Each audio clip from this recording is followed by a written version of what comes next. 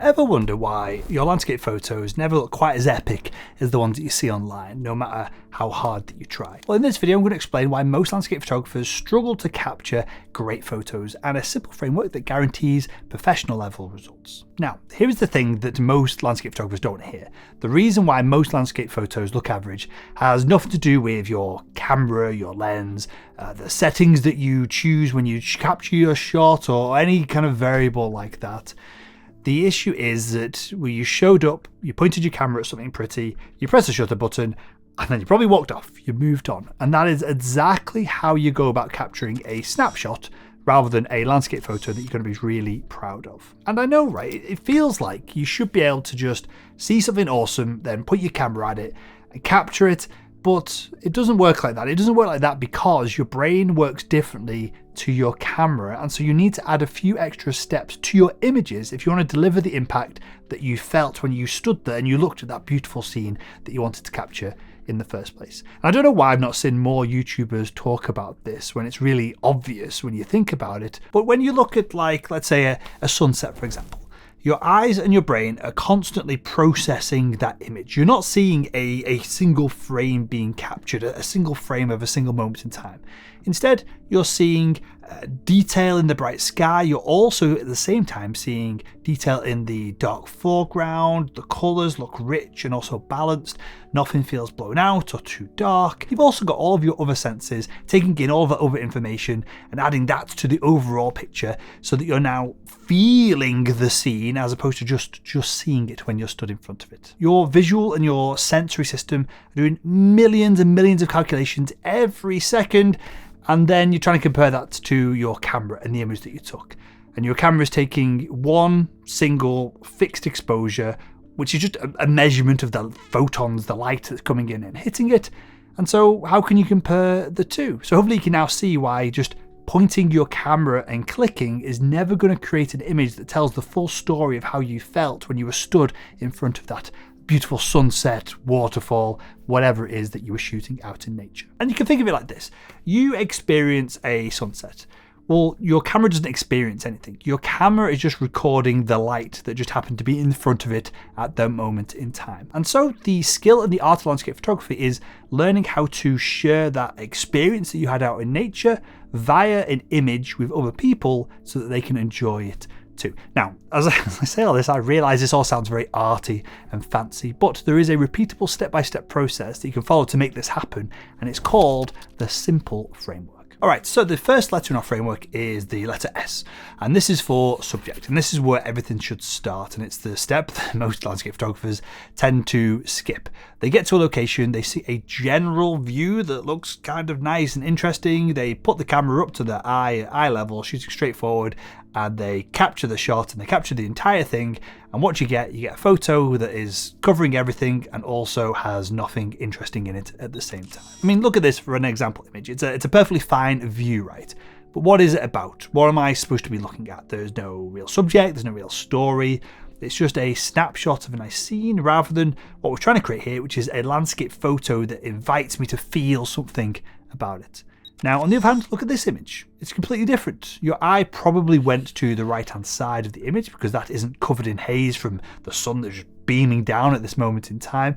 And so it's sharp and it's got a little more contrast in it as well. And then your eye probably went from there over to the left of the frame and then off into the mountains in the distance. And honestly, it doesn't really matter what the subject is as long as it exists within the frame, because your viewer's brain, and your brain, if you're going to look back at these images, is going to do most of the hard work in finding it, taking it in, and then building a story around it. And this is because when our brains look at a landscape photo, they process it in 3 phases. First, we have the aptly named first fixation phase.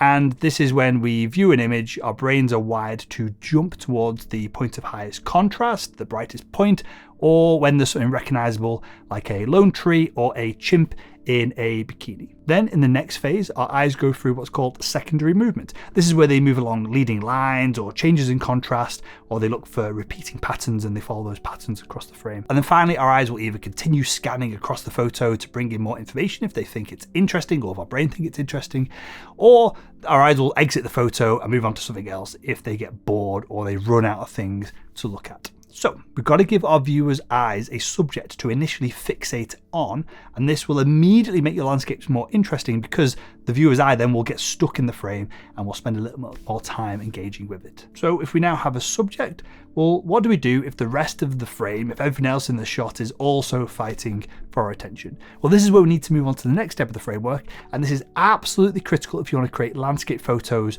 that have massive impact when people view them. Okay, so once you've found your subject, your job now is to a certain extent, isolate it.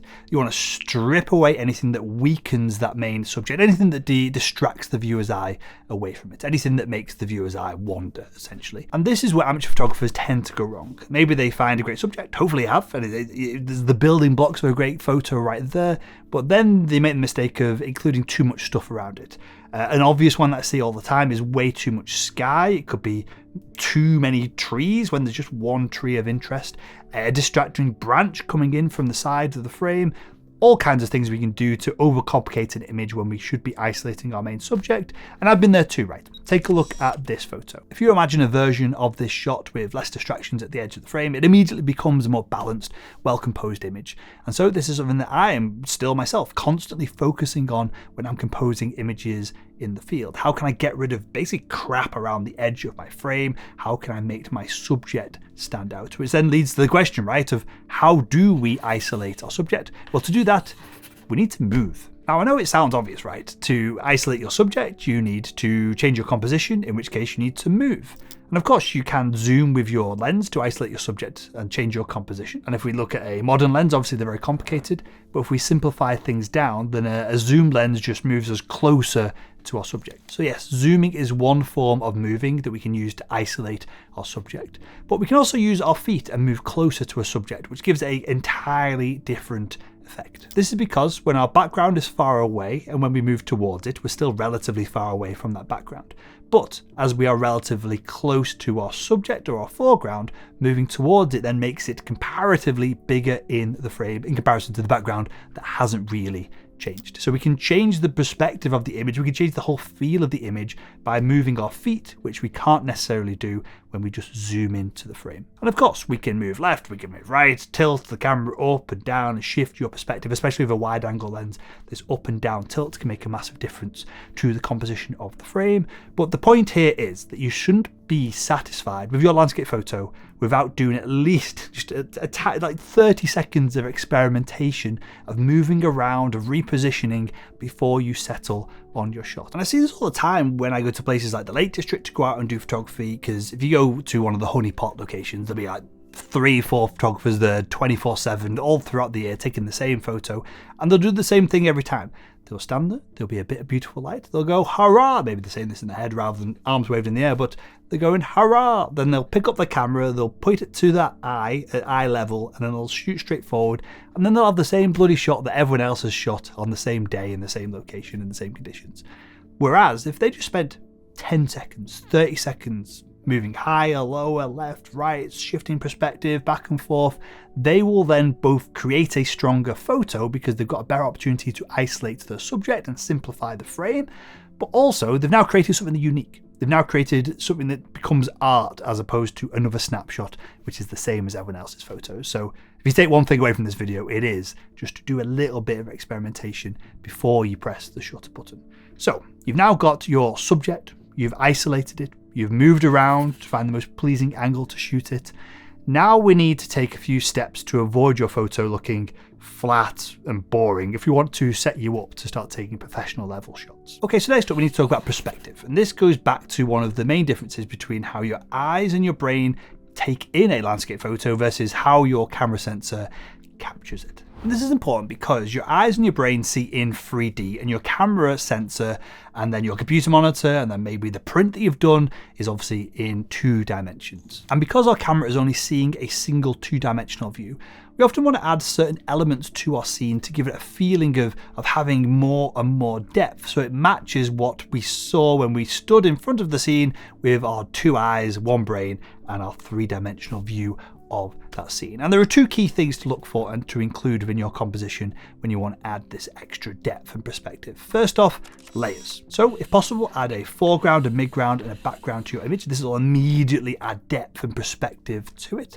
Then think about things like leading lines, so rivers, paths, walls, fences, shorelines, anything that draws the eye from one point in the frame towards the background and it converges or gets smaller or adds perspective to the image when the viewer goes down that leading line. And when you combine these two photographic elements into your composition, you turn what could otherwise be a very flat scene into something that feels a little bit more real, like you could step into it, like you're looking for a window into the scene as you look in the frame of the image itself. So at this point, we've got a strong subject, we've isolated it, we found the best angle to shoot it on, and we've built depth into our composition.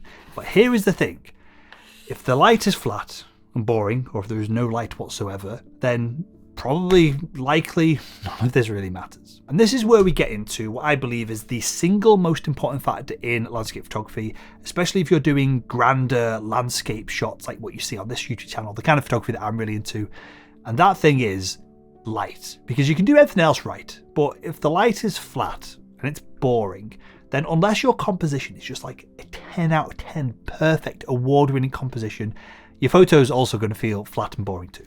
I mean, take a look at these two photos, right? It's the same place, it's a similar composition, but one of them has a bit of light, and that's what makes or breaks the image here when we compare the two of them. So then that leads to the question, what separates photographers who occasionally get a bit of light in the photos and look into it versus the photographers who get consistently good light time after time after time again? You see it on their Instagram profile, they seemingly just have perfect weather every time they go out to shoot. The difference is the first photographer has a bit of luck every now and again. The second photographer, they're predicting the conditions that they're going out to shoot in. And when we look at forecasting with regards to the light specifically, all we need to do really is look at the light direction and see where the sun is going to be in the sky in relation to the scene that we're shooting. We also want to look at the shadow data to make sure that our subject is going to be getting light at the time of the day that you want to go out and shoot in. Then throughout the day, we want to look at live weather radar to see if there's going to be gaps in the clouds for our sun to break through and to light up our scene.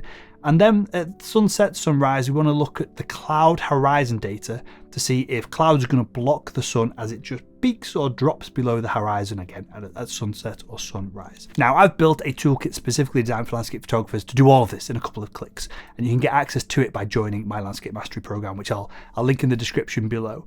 But going into your shoot, knowing at least the gist of the light conditions that you're going to be shooting in is absolutely key if you want to consistently and routinely create professional level results. And at this point, you've done all the hard work in the field, you've found the subject, you've isolated it, you've moved to find the best version of that image you possibly can, you've built depth, you've captured amazing light. There's now only one step left, and unfortunately, this step is massively misunderstood, and it can have a bigger impact on your end result than almost anything else that we've covered in the video so far. Okay, so before you completely switch off this video, editing is really important for your landscape photography. I'm not going to go through some boring Lightroom tutorial here, but the goal of your editing should be to finish off what you've started, to take that beautiful view that your eyes saw in 3D, which you've now captured in 2D by your camera sensor, and then continue to process the image to add back depth, to add back tonality, to add interest, to add vignettes, to pull the eye back towards the center of the frame or where your subject is. There's loads that we can do within the edit to level up all the other steps that we've taken thus far. This includes things like dodging and burning anything that's been side lit to add some three-dimensionality to it, or perhaps increasing the effect of atmospheric haze by adding more contrast to foreground elements and less contrast to background elements. There's tons you can do in the edit, but you have to edit your photos if you want professional level results. And with that, that is the simple framework: subject, isolate, move, perspective, light, and edit. 6 steps that are going to take you from pointing your camera at a nice view and hoping for the best to deliberately creating photos that look professional, stunning, beautiful, whatever word you want to use to describe them. But here is the thing. The simple framework is a list of things to do to create better landscape photos, but it's also important not to do a series of certain things that are almost certainly holding your landscape photography back. So click here to learn the 10 landscape photography myths that you probably believe right now that are ruining your chances of capturing stunning landscape photos.